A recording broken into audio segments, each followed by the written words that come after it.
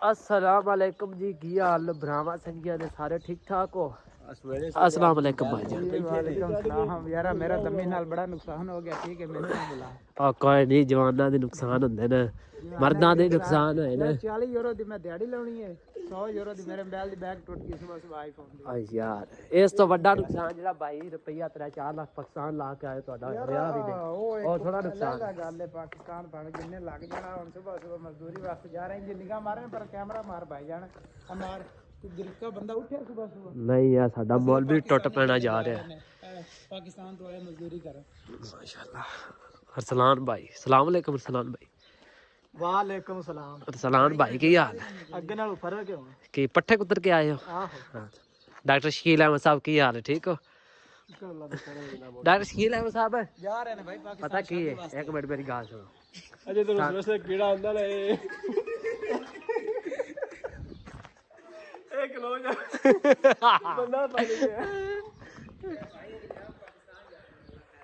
इंशाल्लाह। भैया पाकिस्तान को जा रहे हैं इंशाल्लाह। बदरी जा मैंने कह रहा है कि मैं जाना, मैंने ना तकरीबन एक 15 दो 15 जमा करा 1.5 लाख रुपया जाना की करने शादी वास्ते। यार आ वेखो तुसी इस बंदे दे दाढ़ी चेक कर लो, सारी चिट्टी होई पई आइए 3 महीने नहीं होए पाकिस्तानों आए नु। चलो एक बंदा डंकी ला के आया वे फिर आज भाईजान गल है कि पाकिस्तान 27वीं दी रात है। ठीक है, ते सारे वीर जेड़े मतलब मेरी वीडियो वेखदे ने उन्हां वास्ते रिक्वेस्ट है कि आज वैसे तो हर वक्त इबादत करनी चाहिए, लेकिन आज रात को ज़्यादा ही स्पेशल है। ठीक है, ते अल्लाह पाक सारा से तौफीक दे। तो सारे वीर जेड़ी ना तस्बीह नमाज कोशिश करनी को लाजमी पढ़नी, और बहुत अजर और सवाब है।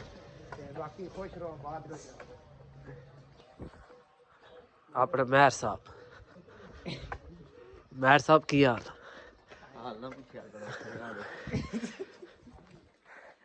बाशकिल केड़ी खिचबो चाहिदी साडे मौलवी साहब ने उत्तों लैके थल्लों तक टोटल मौलवी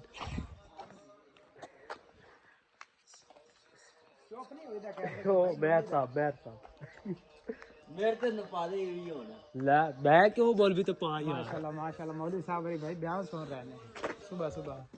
अल्लाह बंद कर खड़े अल्हम्दुलिल्लाह यार, जान बुझ के कैमरा मारे चलो तुसी इससे बहाने कोई पैगाम दे दो आवाम को, क्योंकि पाकिस्तान में आहिस्ता की रात होएगी और उस दे बारे कोई मतलब अच्छा यार बयान ताकि कोई भरा जड़ा सबक सीख लगे। सुनन इब्ने मौजा दी हदीस है, आपको सल्लल्लाहु अलैहि वसल्लम ने 1644 नंबर है। हजरत अनस बिन मालिक रज़ी अल्लाह अन्हु फरमाते हैं, आपने सल्लल्लाहु अलैहि फरमाया एक रात ऐसी आने वाली है जिसकी इबादत 1000 महीने तो अफजल, और जिन्हें इस महीने की इस रात के खैर हासिल की उन्हें समझो खैर हासिल कर, और जड़ा इन्हें तो महरूम रह गया।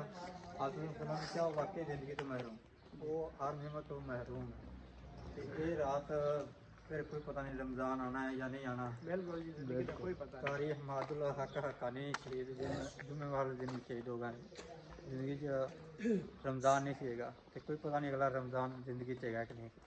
इस इबादत इस रात की इबादत करके और इस बीस पे अमल करके बेहतर है अल्लाह ने मना लीए, अल्लाह के अगे रो के चलो। जहन्नम ऐसी है जिंदे विच पहाड़ भी और जिन इंसान सारे चले जाएंगे, लेकिन फिर भी जी ना वो नहीं खुलेगी, फिर भी अल्लाह ने कहेगी कोई ना कोई चीज़ मेरे दाखिल करो, अल्लाह अपना पैर दाखिल करेगा और फिर वो इकरार पाएगी। और इस जहन्नम को बुझाने के वास्ते मोमन का एक अथरू ही काफ़ी। बेहतर यह आ भी जोड़ा बंदा सारा दिन एक अपने मोबाइल से टाइम देता है, व्हाट्सएप को ईमो या स्नैप या किसी भी चीज़ में देता, थोड़ी देर वास्ते जो जिन्नी देर एक रात अगली रात मोबाइल चलाता इस रात अल्लाह की इबादत करता है। अगर इंशाल्लाह एक आंसू आ गया, अगर आंसू ना गया चेहरा भी उम्मीद हो गया, फिर भी इंशाल्लाह अल्लाह उनके वास्ते जहन्नम को आराम कर देगा और अल्लाह अपनी जन्नत इंशाल्लाह जगह दे देगा इंशाल्लाह। जो भी गलती हो साढ़े इल्मी की वजह से और जो भी बेहतरी वो अल्लाह के फजल देना, अल्लाह की रहमत के नाल जज़ाकुमुल्लाह खैर। माशाल्लाह बहुत अच्छी बात है। ठीक है भाईजान, सारे खुश रहो, बात रखो। भाई यार जनाब बहुत प्यारी गल की है, सारे भाई जनाब इसमें फॉलो करो और आज रात खास अपने रब वास्ते ज़्यादा से ज़्यादा करो। और मेरे रिक्वेस्ट है कि नमाज़ तस्बीह ज़्यादा से ज़्यादा भाई कोशिश करो सारे भाई गड्डी अगे मैं उन्होंने पैगाम थोड़ा ला पाया था ना। ਆਹ ਗੱਡੀ ਤੇ ਥੋੜਾ ਵਗਾ ਜਨਾ ਇਹਦਾ ਕੀ ਨਾਮ ਹੈ ਸਾਹਮਣੇ ਹੈਲੀ ਹਾਂਜੀ ਕਿਹੜਾ ਮਾਡਲ ਕਿਹੜਾ ਨਹੀਂ ਨਹੀਂ 200 ਨਹੀਂ ਗੱਡੀ ਬਹੁਤ ਪਿਆਰੀ ਹੈ ਹਾਂ ਸਤਨਾਮ ਮੇਰਾ ਯਾਰ ਹੈ ਸਾਡਾ ਸਤਨਾਮ ਸਾਡੇ ਦੋਸਤ ਮਿਲਿਆ